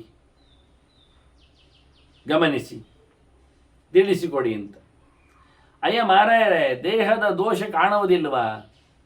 ಕಾಮಕ್ರೋಧವು ಭಯಂ ನಿದ್ರಾ ಪಂಚಮಂ ಶ್ವಾಸ ಉಚ್ಯತೆ. 5 ದೋಷ ಪ್ರಬಲವಾಗಿರುವಂಥದ್ದು ದೇಹದಲ್ಲಿ. ದೇಹಕ್ಕೆ ಬೇಕು ಅಂತ ಕಾಣುತ್ತದೆ, ಸಿಗದಿದ್ದಾಗ ಕೋಪ ಬರ್ತದೆ, ಕೆಲವಕ್ಕೆ ಹೆದರಿಕೊಳ್ಳುತ್ತದೆ, ಮತ್ತೆಲ್ಲ ಬಿದ್ದುಕೊಳ್ತದೆ. ಕೊನೆಗೊಂದುಂಟಲ್ಲ, ನಿರಂತರವಾಗಿ ಶ್ವಾಸೋಚ್ಛ್ವಾಸ ಅದು ನಡೀತಾ ಇರ್ತದೆ. ಇದು ದೇಹದ ಪರಿಸ್ಥಿತಿ. ಇದನ್ನು ಗೆಲ್ಲುವುದು ಹೇಗೆ? ನಿಲ್ಲಿಸುವುದು ಹೇಗೆ? ಮುಗಿಸುವುದು ಹೇಗೆ? ಅದಕ್ಕೆ ಹೇಳ್ತಾರೆ ಅವರು, ಎಲ್ಲದಕ್ಕೂ ಅವನಲ್ಲಿ ಮದ್ದು ಉಂಟು. ಸಾಂಖ್ಯನಲ್ಲಿ ಅವನು ನೋಡ್ತಾನೆ, ಹೇಳ್ತಾನೆ, ಚಿನ್ನಂತಿ ಕ್ಷಮೆಯ ಕ್ರೋಧಂ. ಕೋಪ ಬಂದರೆ ಅದನ್ನು ನಿಲ್ಲಿಸಲಿಕ್ಕೆ ಬರ್ತದೆ, ಕತ್ತರಿಸಲಿಕ್ಕೆ ಆಗ್ತದೆ, ಕೆಡವಲು ಸಾಧ್ಯ. ಹೇಗೆ ಅಂದರೆ ಕ್ಷಮಿಸಿ ಬಿಡುವುದು. ತಪ್ಪಾಗಿದ್ದರೆ ಅವರ ಮೇಲೆ ನಮಗೆ ಸಿಟ್ಟು ಬಂದರೆ, ಆಯಿತು ಮಾರೆ, ನಿನ್ನ ತಪ್ಪನ್ನು ಮನ್ನಿಸಿದ್ದೇನೆ, ಹೋಗಾಯ್ತಾ, ಅಲ್ಲಿಗೆ ಮುಗಿಯಿತು. ಕೋಪವನ್ನು ಕಮ್ಮಿ ಮಾಡಿಕೋ. ಕೋಪದಿಂದ ದೇಹ ಹಾಳಾಗ್ತದೆ, ಒಳಗೆ ನೆತ್ತರು ಕುದಿತದೆ, ಅದರ ಮೂಲಕ ಅವನಿಗೆ ಆರೋಗ್ಯ ಕೆಡುತ್ತದೆ. ಹಾಗಾಗಿ ಕ್ಷಮೆಯನ್ನು ಮೈಗೂಡಿಸು, ಎಲ್ಲದಕ್ಕೂ ಮೋಕ್ಷ ಇದೆ. ಕ್ಷಮೆ ಅಂದರೆ ಮೋಕ್ಷದ ಒಂದು ಮಗೆ. ಬಿಟ್ಟುಕೊಡು. ಆಯ್ತಪ್ಪ, ಮತ್ತೆ ಕಾಮನೆಗಳನ್ನು ಬಯಕೆಗಳನ್ನು ಹೇಗೆ ಸುಡುವುದು? ಕಾಮಂ ಸಂಕಲ್ಪವರ್ಜುನಾತ್ ಅಂತಾರೆ ಭೀಷ್ಮರು. ಬೇಕುಗಳು ಬರಬೇಕು ಅಂತಾದರೆ ನಮಗೆ ಬೇಕುಗಳು ಕಾಣಬೇಕು. ಕಾಣುವುದು ಬೇಡ, ಮನಸ್ಸಿನಲ್ಲಿ ಸಂಕಲ್ಪ ಮಾಡುವುದೇ ಬೇಡ, ಯಾವುದೇ ವಿಷಯವನ್ನು ಸಹ ಕಲ್ಪಿಸಿಕೊಳ್ಳುವುದು ಬೇಡ. ಇರಲಿ ಬಿಡಿ ಅಂತ ಅದನ್ನು ಹೇಳುವುದು ಬೇಡ. ಅದು ಇದ್ದಾಗ ಅಲ್ಲಿಗೆ ಮೊಳಕೆ ಹೊಡಿತದೆ, ಚಿಗುರೊಡೆದು ಮತ್ತೆ ಮೇಲಕ್ಕೆ ಇಣುತ್ತದೆ, ಮತ್ತೆ ನಮ್ಮನ್ನು ಆ ಬಳ್ಳಿ ಆವರಿಸಿ ಬಿಡುತ್ತದೆ. ಕುತ್ತಿಗೆಗೆ ಹಗ್ಗ ಹಾಕಿದಾಗೆ ಕಾಲನ್ನು ಎಳಿತದೆ ನೋಡಿ. ಹಾಕಿದ್ದು ಕುತ್ತಿಗೆಗೆ ಹಗ್ಗ, ಎಳೆದದ್ದು ಕಾಲನ್ನು ನೋಡಿ, ಅಥವಾ ಸುತ್ತಿದ್ದು ಬಳ್ಳಿ ಕಾಲಿಗೆ, ಆದರೆ ಬಿದ್ದದ್ದವನ ಮಂಡೆ ಕೆಳಗೆ. ಹಾಗಾಗಿ ಕಾಮವನ್ನು, ಬೇಕುಗಳನ್ನು ಬ್ರೇಕಿನಿಂದಲೇ, ಮೊದಲಿನಿಂದಲೇ ಲೆಕ್ಕಾಚಾರ ಹಾಕೋ ಮುಂಚೆ ಕಲ್ಪನೆಯೊಳಗೇನೆ ಅದನ್ನು ಚಿವುಟಿ ಬಿಡಬೇಕು. ಬರದಂತ ಹೇಳಬೇಕು, ಬೇಡ ಬಾ ಅನ್ಬೇಕು. ನನಗೇನು ಸಂಕಲ್ಪವೇ ಇಲ್ಲ ಅದರದ್ದು, ಇನ್ನು ಬರುವುದು ಯಾಕೆ, ಬರುವುದು ಹೇಗೆ? ಆಯ್ತಪ್ಪ, ನಿದ್ದೆಯನ್ನು ಬಿಡುವುದು ಹೇಗೆ ಹೇಳಿಕೊಡಿ. ಅದು ಹೆಚ್ಚಾಗಿ ನಮಗೆ ಬೇಕಾಗ್ತದೆ. ಇಲ್ಲದ್ರೆ ಕೂತಲ್ಲಿ ಎದ್ದಲ್ಲಿ ಬಿದ್ದಲ್ಲಿ ಎಲ್ಲ ನಿದ್ದೆ ಬರ್ತದೆ. ಬೇಕು ಅಂದಾಗ ಬರುವುದಿಲ್ಲ. ಕೆಲವರಿಗೆಲ್ಲ ಗುಳಿಗೆ ಬೇಕಾಗ್ತದೆ. ಅದು ಹೇಗೆ ನಿದ್ದೆಯನ್ನು ಕಂಟ್ರೋಲ್ ಮಾಡುವ ಕ್ರಮ ಹೇಗೆ, ಕಮ್ಮಿ ಮಾಡೋದು ಹೇಗೆ? ಅದು ಹೇಳ್ತಾರೆ, ಸತ್ವ ಸಂಸೇವನಾತ್ ನಿದ್ರಾಮ್ ಅಂತಾರೆ. ಒಳ್ಳೆಯದನ್ನು ಗಮನಿಸು ಮಾರಾಯ ಅಂತಾರೆ. ಅಷ್ಟು ಸುಲಭ ಆಗುವುದಿಲ್ಲ ಇದು. ಓದಲಿಕ್ಕೆಲ್ಲ ಹೋಗುವುದಿಲ್ಲ, ಇವನಿಗೆ ಸಂಕಟ ಆಗ್ತದೆ. ನಿದ್ದೆ ಬಂದಾಗ ಓದಲಿಕ್ಕೆ ಹೋದ್ರೂ ಓದಿದ್ದೇನು ಅರ್ಥ ಆಗುವುದಿಲ್ಲ. ಆಗ ರಾತ್ರಿ ಎಲ್ಲ ಕಡೆ ಕಡೆ ಪುಟಗಳನ್ನೆಲ್ಲ ಓದಿರ್ತಾನೆ. ಬೆಳಿಗ್ಗೆದ್ದು ಪರೀಕ್ಷೆಗೆ ಅಂತ ಹೋಗ್ತಾನೆ. ಆಗ ಅಲ್ಲ, ನಿನ್ನೆ ಪೂರ ಓದಿದ್ದೇನೆ ನಾನು. ಹೌದು, ಎಲ್ಲಿ ಹೋಗಿದೆ? ಪೂರ ಓದಿದ್ದಾನೆ ಸಮ. ಅರ್ಧ ಪುಸ್ತಕದವರೆಗೆ ಓದುವಾಗ ಎಚ್ಚರ ಇತ್ತು ಅವನಿಗೆ. ಮತ್ತೆ ಅರ್ಧ ಪುಸ್ತಕ ಅದು ನಿದ್ದೆ ಕಣ್ಣಲ್ಲಿ ಆಚೆ ಓದದ್ದು. ಏನು ಮಾಡುವ? ಅದನ್ನ ಒಳ್ಳೆಯದನ್ನು ತಿಂದರೆ, ಒಳ್ಳೆಯದನ್ನು ಯೋಚಿಸಿದರೆ, ಒಳ್ಳೆಯದನ್ನು ಓದಿದರೆ, ಸಾಗಿದರೆ, ಸೇವನ ಅಂದರೆ 2-3 ಅರ್ಥ ಉಂಟಲ್ಲ. ಹಾಗಾಗಿ ಶುದ್ಧವಾದದ್ದನ್ನಷ್ಟೇ ನುಂಗಿದರೆ ಅವ ಕಮ್ಮಿ ನಿದ್ದೆ ಮಾಡಲಿಕ್ಕೆ ಆಗ್ತದೆ ಅವನಿಗೆ. ಹಾಡು ದೊಡ್ಡ ದೊಡ್ಡದು ಹೆಗ್ಗಣದಂಥದ್ದೆಲ್ಲ ನುಂಗಿ ಹಾಕಿದವನಿಗೆ ಪಕ್ಕ ನಿದ್ದೆ ಬರೋದಿಲ್ಲ. ಹೊರಳಾಡ್ತಾ ಇರ್ತಾನೆ, ಕಷ್ಟಪಡ್ತಾ ಇರ್ತಾನೆ. ಅದು ಒಂದು ವಿಷಯವೇ. ಹಾಗಾಗಿ ಅತಿನಿದ್ರೆಯನ್ನು ಕಂಟ್ರೋಲ್ ಮಾಡಲಿಕ್ಕೆ ಸಹಜವಾದ ಸ್ವಲ್ಪವಾದ ನಿದ್ದೆ ಬೇಕಿ, ಅದನ್ನು ಬಿಡಲಿಕ್ಕಿಲ್ಲ. ಅದು ಆರೋಗ್ಯ ದೃಷ್ಟಿಯಿಂದ ಒಳ್ಳೆಯದು. ಕೃಷ್ಣ ಹೇಳಿದ್ನಲ್ಲ, ನಚೈಕಾಂತ ಮನಷ್ಟದ ನತ್ಯಷ್ಟದ ಯೋಗೋಸ್ತಿ ಅಂತ. ಜಾಗ್ರತೋ ನೈವಚಾರ್ಜುನ ನಜಾತಿ ಸ್ವಪ್ನಶೀಲಸ್ಯ ಅಂತ ಯೋಗೋ ಭವತಿ. ಇಡೀ ನಿದ್ದೆ ಮಾಡುವವರಿಗೂ ಯೋಗ ಬರುವುದಿಲ್ಲ, ಎಚ್ಚರದಲ್ಲಿ ಕೂತವರಿಗೂ ಯೋಗ ಸಿದ್ಧಿಸುವುದಿಲ್ಲ, ಸಮ ತಿನ್ನುವವನಿಗೂ ಯೋಗ ಹತ್ತುವುದಿಲ್ಲ, ಉಪವಾಸವಿದ್ದವನಿಗೂ ಯೋಗ ಕೊಡುವುದಿಲ್ಲ. ಸ್ವಲ್ಪ ಸ್ವಲ್ಪ ತಿನ್ನಬೇಕು, ಸ್ವಲ್ಪ ತಿನ್ನದಿರಬೇಕು, ಸ್ವಲ್ಪ ಮಲಗಬೇಕು, ಸ್ವಲ್ಪ ಎಚ್ಚರ ಇರಬೇಕು. ಇಡೀ ದಿನ ಮಲಗುವುದು ತಪ್ಪೆ, ರಾತ್ರಿ ಪೂರ್ತಿ ಜಾಗರಣೆಯೂ ಸರಿ ಇಲ್ಲ. ತಿಂತಾ ಇರುವುದು ಸರಿ ಇಲ್ಲದ್ದು, ತಿನ್ನದು ಉಪವಾಸ ಮಾಡೋದು ಸಮ ಅಲ್ಲದ್ದೇ. ಹೇಳಿದ ದಿವಸ ಉಪವಾಸ, ಹೇಳಿದ ದಿವಸ ಊಟ. ಅದರಂತೆ ನಿದ್ದೆಯ ಕತೆ. ಮತ್ತೆ ಪೋಡಿಗೆ ಹೋಗುವುದು ಹೇಗೆ? ಹೆದರಿಕೆ, ಭಯ, ಅಪ್ರಮಾದಾತ್. ಎಚ್ಚರ ಇದ್ದರೆ ಸರಿ. ಪ್ರತಿಯೊಂದು ವಿಷಯದಲ್ಲಿ ಗಮನ ಬೇಕು. ಗಡಿಬಿಡಿಯಿಂದ ಮಾಡುವುದಲ್ಲ, ಎಚ್ಚರ ತಪ್ಪಿ ದುಡಿಯುವುದಲ್ಲ. ಪ್ರತಿಯೊಂದನ್ನು ಚೆನ್ನಾಗಿ ಅಬ್ಸರ್ವೇಷನ್ ಮಾಡಿದರೆ ಯಾವುದರ ಹೆದರಿಕೆ ಬರುವುದಿಲ್ಲ. ಆದ್ದರಿಂದ ಅಯ್ಯೋ ಆಯ್ತಪ್ಪ, ಬಾಯಿ ತಪ್ಪಿ ಹೋಯಿತು, ಕೈ ತಪ್ಪಿ ಹೋಯಿತು, ಕಣ್ಣು ತಪ್ಪಿ ಹೋಯಿತು ಅಂತ ಹೇಳಲಿಕ್ಕಿಲ್ಲ. ಪೂರ್ಣವಾದ ಜವಾಬ್ದಾರಿಯಿಂದ ನಡೆಸಿದರೆ ಯಾವುದರ ಹೆದರಿಕೆ ಇಲ್ಲ. ಮತ್ತೆ ಇವ ಶ್ವಾಸವನ್ನು ನೀವು ಕಂಟ್ರೋಲ್ ಮಾಡಲಿಕ್ಕೆ ಹೇಳಲಿಲ್ಲಲ್ಲ ಮಾರೆ, ಅದು ಹೇಗೆ ಮಾಡೋದು? ಅಲ್ಪ ಆಹಾರತಯ ಶ್ವಾಸಂ, ತಿನ್ನುವುದು ಸ್ವಲ್ಪ ಕಮ್ಮಿ ಮಾಡಿ ಅಂತ ಹೇಳಿದ್ರು. ನಾವಿವತ್ತು ಬದುಕುವುದೇ ತಿನ್ನುವುದಕ್ಕಾಗಿ. ನಮ್ದು ಎಲ್ಲವೂ ಇನ್ವೆನ್ಷನ್ಸ್ಗಳೆಲ್ಲ ತಿನ್ನುವುದರಲ್ಲೇ ಉಂಟು. ಗೌಜೇ ಗೌಜು. ವೈಭವ ಅಂದರೆ ವೈಭವ, ವಸ್ತುಗಳ ವೈಭವ. ಅದನ್ನು ಪ್ರಿಪೇರ್ ಮಾಡೋದ್ರಲ್ಲಿ, ತಯಾರಿಕೆಯಲ್ಲಿ ವೈಭವ, ಬೆಳೆಸುವುದರಲ್ಲಿ ವೈಭವ. ಅದನ್ನು ಮತ್ತಷ್ಟು ಇನ್ನಷ್ಟು ಜೋರಾಗಿ ಬೆಳೆಸಬೇಕೆನ್ನತಕ್ಕಂಥ ಔಷಧಿಗಳ ತಯಾರಿಕೆಯಲ್ಲಿ ವೈಭವ. ನೋಡಿ, ನಾವು ಮನುಷ್ಯರಿಗೆ ಮಾತ್ರ ಇಂಜೆಕ್ಷನ್ ಕೊಡುವುದಲ್ಲ, ನಾವು ಪ್ರಾಣಿ ಪಕ್ಷಿಗಳಿಗೆಲ್ಲ ಮಾತ್ರ ಅಲ್ಲ, ನಾವು ಮರಕ್ಕೂ ಇಂಜೆಕ್ಷನ್ ಕೊಡುತ್ತೇವೆ, ಮರಕ್ಕೂ ಬೇರೆ ಹಿಡಿದು ಹಾಕ್ತೇವೆ ನೋಡಿ ಹೇಗೆ. ಅದ್ಭುತವಾಗಿದೆ. ಭಗವಂತ ಸೃಷ್ಟಿ ಮಾಡುವಾಗಲೇ ಮರಮಟ್ಟುಗಳನ್ನು ಮೊದಲು ಸೃಷ್ಟಿ ಮಾಡಿದ, ಮತ್ತೆ ಮನುಷ್ಯರಂತ ಅಂದದ್ದು. ಮರಮಟ್ಟುಗಳ ಸೃಷ್ಟಿಯಾದ ನಂತರ, ಸ್ಥಾವರಗಳ ಸೃಷ್ಟಿಯಾದ ನಂತರ ಪ್ರಾಣಿ ಪ್ರಪಂಚವನ್ನು ತಂದ. ಪ್ರಾಣಿ ಪಕ್ಷಿಗಳ ಸಂಪತ್ತಿ ಆದ ನಂತರ ಮನುಷ್ಯರನ್ನು ಇಟ್ಟ. ಅವನು ನೋಡುವುದು ಹೇಗೆ ಎಂದು. ಮರಮಟ್ಟುಗಳೆಲ್ಲ ಬಂದವು, ನಿಲ್ಲಿಸಿದವು, ಬೆಳೆದವು, ಅದ್ಭುತವಾಗಿ ಬೆಳೆದವು. ಆಗ ಸ್ವಲ್ಪ ಪ್ರಾಣಿಗಳನ್ನೆಲ್ಲ ಹಾಕಿ ನೋಡಿದ, ಖುಷಿಯಾಯಿತು. ಪ್ರಾಣಿ ಪಕ್ಷಿಗಳಿಗೂ ಖುಷಿ ಆಯಿತು, ಮರಮಟ್ಟುಗಳಿಗೂ ಖುಷಿ ಆಯಿತು. ಯಾಕೆ? ಅವುಗಳಲ್ಲೇ ಸುತ್ತಾಡುವುದು, ತಿರುಗುವುದು, ಹಾರುವುದು, ಬೀಳುವುದು ಎಲ್ಲ ಮಾಡಲಿಕ್ಕೆ ಶುರು ಮಾಡಿದವು. ಕೆಲವೆಲ್ಲ ಕಿತ್ತು ತಿಂದವು, ಕೆಲವೆಲ್ಲ ಕಿತ್ತು ಕೊಟ್ಟವು. ಮಂಗೆ ಎಲ್ಲ ಹಣ್ಣು ಕಿತ್ತು ಕೊಡ್ತದೆ, ಕೆಳಗೆ ಹಾಕ್ತದೆ, ಕೆಳಗಿನ ಪ್ರಾಣಿಗಳಿಗೆ ತಿಂದು ಹೋಗ್ತವೆ. ಹಾಗೆಲ್ಲ ಮರಗಳು ಓಡಾಡುವುದಿಲ್ಲ ನೋಡಿ, ಪ್ರಾಣಿ ಪಕ್ಷಿಗಳು ಓಡಾಡ್ತವೆ. ಒಂದೊಮ್ಮೆ ತಿನ್ನಲಿಕ್ಕೆ ಬಂದಾಗ, ಕೀಳಲಿಕ್ಕೆ ಬಂದಾಗ ಮರಮಟ್ಟುಗಳು ಓಡ್ಲಿಕ್ಕೆ ಶುರು ಮಾಡಿದರೆ ಪ್ರಾಣಿಗಳ ಕಥೆಯನ್ನು, ಅದು ಸತ್ಯವೇ. ಅಂದ ದೇವರು ಸ್ಥಾವರವನ್ನು ನಿಲ್ಲಿಸಿದ, ಜಂಗಮಗಳನ್ನು ಓಡಿಸಿದ, ಹೆಸರಾಗಿ ಕೊಟ್ಟವು. ಓಡಿಸಿದವುಗಳು, ಓಡುವವುಗಳು, ನಿಲ್ಲುವವುಗಳು ಅಂತ. ಆದ್ರಿಂದ ಸೊತ್ತು ಕೈಗೆ ಬೇಗ ಸಿಗ್ತದೆ, ತಿನ್ನುವ ಪದಾರ್ಥ ಅಲ್ಲೇ ಉಂಟು, ನಾವು ಅದರ ಪಕ್ಕ ಹೋದರೆ ಸರಿ, ಅದು ತಪ್ಪಿಸಿಕೊಳ್ಳುವುದಿಲ್ಲ ನೋಡಿ. ಪ್ರಾಣಿಯನ್ನು ತಿನ್ನಲಿಕ್ಕೆ ಹೋಗಿ ತಪ್ಪಿಸಿಕೊಳ್ಳಿ ಶುರು ಆದದ್ದು, ಅದು ಆಸೆ ಬೇರೆ ಮಾಡಿತ್ತು. ನಿನ್ನನ್ನೇ ತಿಂತೇನೆ ಶುರು ಮಾಡಿತ್ತು, ಅದು ಕಷ್ಟ, ಅದು ಉಪದ್ರವಕಾರಿ, ಅದೇ ಅನ್ಯಾಯ. ಅವುಗಳಿಗೂ ಹೋಗುವ ರೈಟ್ ಉಂಟಲ್ಲ, ಹೋಗ್ಲಿ ಅಲ್ವಾ. ಅವು ಇದರಿಂದ ಬೇಗ ಹೋಗಿ ಮೇಲೆ ಬಿದ್ದು ಕೊಂದು ಬಿಟ್ಟವು. ಅದನ್ನ ಮೊದಲು ಊಟಕ್ಕೆ ಕೊಟ್ಟ ದೇವರು ಮತ್ತೆ ಜನರನ್ನು ತಂದ. ತಟ್ಟೆ ಮೊದಲು, ಹೊಟ್ಟೆ ಮತ್ತೆ. ನಮ್ದೀಗೆ ಅಂತ ನೋಡಿ ಹೇಗೆ ಉಂಟು ಕತೆ. ಇಷ್ಟಾದ ನಂತರ ಪ್ರಾಣಿಗಳು, ಪಕ್ಷಿಗಳು, ಮರಗಳು ಬಹಳ ಚೆನ್ನಾಗಿದ್ದವು, ಮನುಷ್ಯರನ್ನು ಬಿಟ್ಟ. ಮನುಷ್ಯ ನೋಡಿದ, ಓ ನಿಂತಲ್ಲೇ ನಿಂತಿವೆ ಮರಮಟ್ಟುಗಳು, ಹೋಗುವುದಿಲ್ಲ ಗೊತ್ತಾಯಿತು. ಭಾರಿ ಜೋರಾಗಿ ಏಣಿ ಮಾಡಿ ನೋಡಿ, ಯಾವುದಾದ್ರು ಪ್ರಾಣಿ ಪಕ್ಷಿಗಳು ಏಣಿ ಮಾಡಿ ಹತ್ತದವ ಮರ ಇಲ್ಲ. ಏಣಿ ಬೇರೆ ಮಾಡಿದ, ತೊಟ್ಟೆ ಬೇರೆ ಕಟ್ಟಿದ, ಬುಡಕ್ಕೆ ಒಂದು ಕೊಡಲಿ ಹಾಕಿದ, ಏನೆಲ್ಲ ಗಮ್ಮತ್ ಮಾಡ್ತಾನೆ. ಬೇರೆ ಹಿಡಿದು ಇಂಜೆಕ್ಷನ್ ಕೊಟ್ಟ, ಬೇರೆ ಮರದ್ದು ಕೈಕಾಲುಗಳನ್ನು ಕತ್ತರಿಸಿದಕ್ಕೆ ಇಟ್ಟ, ಸಿಕ್ಕಿಸಿದ, ಒಟ್ಟು ಕೆಡಿಸಿದ. ಮತ್ತೆ ತಂದದ್ದನ್ನು ಸರಿ ತಿನ್ನುವುದಿಲ್ಲ, ಹಸಿಯಾದದ್ದನ್ನು ಬೇಯಿಸಿದಿಂದ, ಬೇಯಿಸಲಿಕ್ಕಾಗದ್ದನ್ನು ಒಣಗಿಸಿದಿಂದ, ಒಣಗಿಸಿದಾಗದನ್ನು ಕುಟ್ಟಿದಿಂದ, ಎಂತೆಂಥದೋ ಮಾಡಿದ ಕರ್ಮ ಇವನದ್ದು. ಸರಿ ತಿನ್ನಬಹುದಿತ್ತಲ್ಲ, ಸರಿ ತಿನ್ನುವುದಿಲ್ಲ. ಇದೇ ವಿಚಿತ್ರ ಮನುಷ್ಯನದ್ದು. ದೇವರು ಸೊಗಸಾಗಿ ಸೊತ್ತುಗಳನ್ನು ಕೊಟ್ಟರೆ ಅದನ್ನು ಬೇಯಿಸುವುದೇನು, ಕಡಿಯುವುದೇನು, ಕುದಿಸುವುದೇನು, ಗುದ್ದುವುದೇನು, ಪುಡಿ ಮಾಡುವುದೇನು, ಎಂತೆಲ್ಲ ಮಾಡಿಕೊಂಡು, ಪ್ರಾಣಿಗಳು ನೋಡಿ ಹಾಗೆ ಉಂಟ ಇಲ್ಲ, ಸೀದಾ ಕಚ್ಚಿದವು, ತಿಂದವು, ಎಂಥದ್ದಾಗಿ ಅವುಗಳಿಗೆ ಅಷ್ಟೇ. ಮನುಷ್ಯನಷ್ಟು ಕೆಟ್ಟ ಪ್ರಾಣಿ ಲೋಕದಲ್ಲಿ ಯಾವುದೇ ಇಲ್ಲ ಅಂತ ಸಾಂಖ್ಯರು ಗಮನಿಸಿದ್ರು.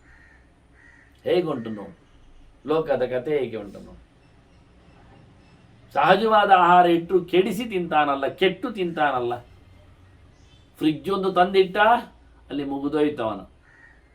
ಹೊಟ್ಟೆಯಲ್ಲಿ ಇಡುವುದನ್ನು ತೊಟ್ಟೆಯಲ್ಲಿಟ್ಟ ಮನುಷ್ಯ ಪ್ರಾಣಿ, ಹಾಳಾಗಿ ಹೋದ, ಉಳಿದವರನ್ನು ಹಾಳು ಮಾಡಿದ. ಕೇಳುವುದಿಲ್ಲ ಜನ. ಹಾಗಾಗಿ ಗುಣಾನ್ ಗುಣಶತೈರ್ಜ್ಞಾತ್ವ ದೋಷಾನ್ ದೋಷಶತೈಸ್ತತ ಹೇತೂನ್ ಹೇತುಶತೈ ಚಿತ್ರೈ ಚಿತ್ರಾನ್ ವಿಜ್ಞಾಯ ತತ್ವದ. ಪ್ರತಿಯೊಂದನ್ನು ಗಮನಿಸಿದ ಸಾಂಖ್ಯಕಾರ, ತತ್ವವಿಜ್ಞಾನಿ.